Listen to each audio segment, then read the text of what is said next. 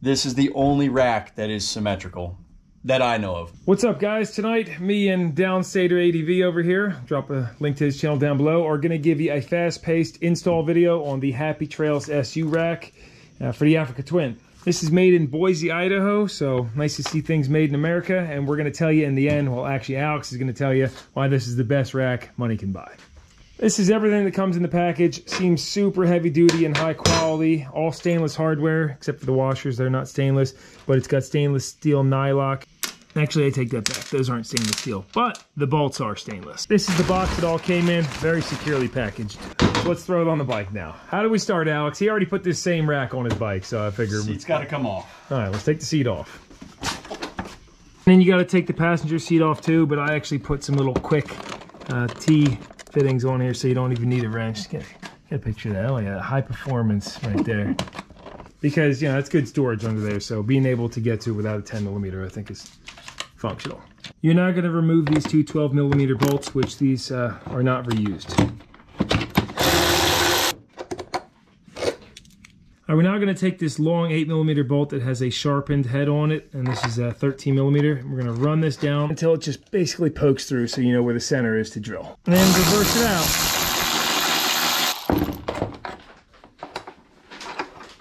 And do the other side. And what do we got next, Alex? Oh shit, we need a step bit.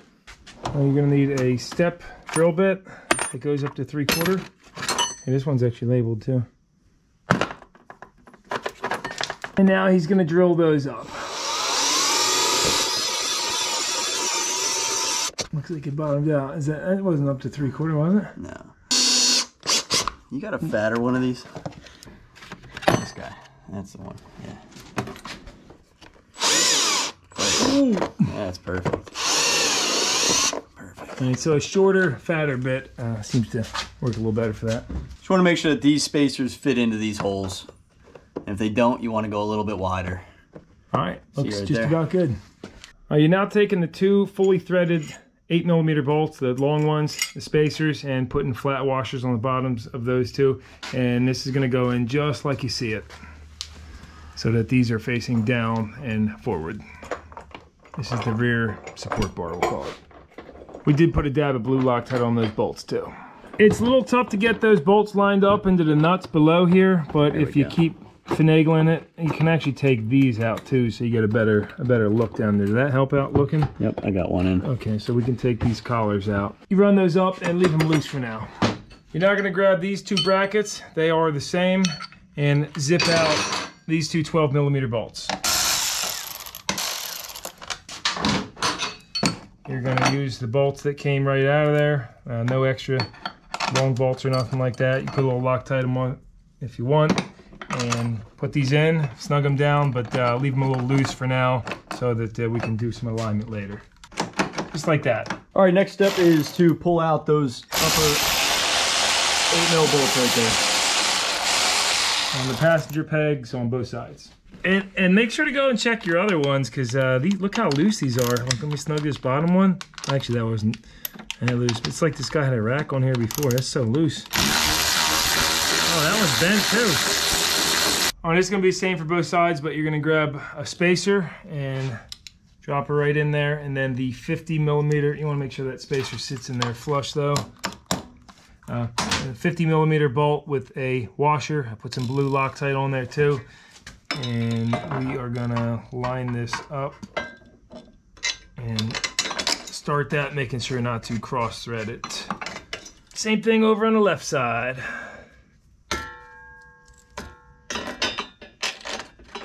Now grab one of the 25mm bolts, washer, and well, two washers and one of the nylocks. We're not using Loctite on this because, again, it has the nylock. You're gonna start that in on the other side too. And then repeat the same thing for these two bolts on the top. Washer, bolt, they're all the same size bolts. You got a washer and a nylock on the bottom. You're now gonna take these small 6mm hex bolts and the washers on them. You got the washers for the back and the nuts. And we're gonna install what they call a bumper, or we'll call it the cross support. They said in the instructions to face it so that these little indicator knobs were facing down, but we don't see any indication of that, and it seems symmetrical to me. And that's how the rear bar looks once you put it on. And now from underneath, you're going to tighten these two long 13mm bolts that we first put in. Just a reference, those are these two bolts right here. You're now going to take these spacers and drop them in here and tighten the nylocks down. However, when you put these in, you'll see this spacer is actually not contacting the rubber bushing, and they don't leave a lot of threads out. So what Alex was saying is that the nylock actually won't make full contact. So we're gonna take these to the grinder and grind maybe about 4 mil off of there. After grinding those down, I dabbed a little grease, and now these should fit a little bit better. Yeah, that looks nice. These nylocks are basically a safety feature to keep from those other bolts from backing out, just to be clear. And probably add some structural integrity too. I suggest holding the bottom bolt with the wrench when you tighten these down. Very nice, made good contact with that nylock now. Yep, beautiful. All right, now starting at the front, working your way back, you're gonna tighten all the bolts, snug them all down, making sure this whole thing stays true as you're doing that. Don't really have to show you that. So yeah, I'm really liking the way this went together so far. With all those bolts snug, this thing is rock solid on here. When we tightened down these brackets too, we made sure to pull them out so that way I had plenty of room for the seat there. And then I can throw your seats back on. You see, because that comes real close to pushing on the seat there a little bit, and you want to do that as little as possible. All right, and here's the final install. I put the Rotopax fuel tank on there. I'll try and plug a link to all this stuff down below. And again, very happy with the final product. Very sturdy. I now have the option to put either the Happy Trails racks, not racks, but luggage, or any soft packs on there. And I'm gonna let Alex close it out because he's actually the one that turned me on to getting these, saying how high quality they were and the fact that they were made in the USA. So go ahead, Alex, what do you got? Yeah, so real quick, the only thing I would say is that, like you just said, US built, they have the most attachment points of any rack I've ever seen, plus the thickest metal. So these can actually take a good hit, right? I've seen SW Motec, I've seen them all, they crumple. That's the biggest thing. The biggest thing for me, I have OCD. These are the only racks available in the world that I know of for the Africa Twin that are symmetrical. So they, what I mean by that is they're the same distance on each side of the tire, right? Most racks are far out on the exhaust side and then they're tight on this side. I can't stand that. It drives me nuts. It throws your weight off a little bit. Plus, it allows you to put the Rotopax on the inside right here like he did. And I have the same setup on mine. This is the only rack that is symmetrical that I know of. Maybe there's one more, but that's, to me, that's a big deal. US made, stout, sturdy, and they're symmetrical. You really can't go wrong. All right, well, if you ain't sold after that speech, I don't know what to tell you. That is the Happy Trails racks, and that was an install and slight review video.